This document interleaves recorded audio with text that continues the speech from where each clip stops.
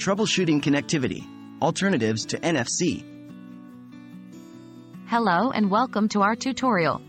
Today, we'll be tackling a common issue: how to connect your devices when your phone doesn't support NFC. We'll cover a few different options, so you can find the solution that works best for you. What is NFC? NFC, or Near Field Communication, is a technology that allows two devices to share data when they're close together. It's often used for things like contactless payment or sharing files between phones. If your phone doesn't have NFC, don't worry. There are other ways to connect your devices. Using Bluetooth. One of the most common ways to connect devices is using Bluetooth.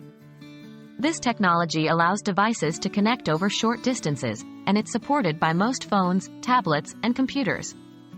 To use Bluetooth: 1. Make sure Bluetooth is turned on both devices. 2. Pair the devices. This is usually done in the settings menu. 3. Once the devices are paired, you can share files or connect your devices for other functions. Using Wi-Fi Direct. Another option for connecting your devices is Wi-Fi Direct.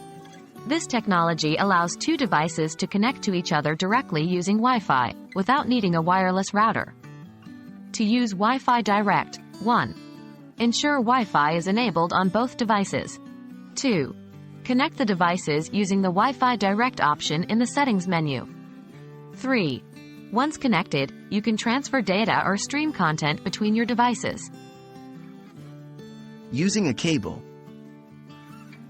If wireless options aren't working for you, there's always the old-fashioned way: using a cable.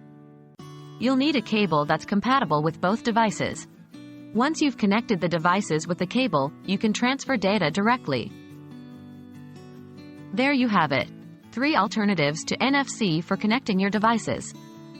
Remember, the right solution depends on what devices you're trying to connect and what you're trying to do with them.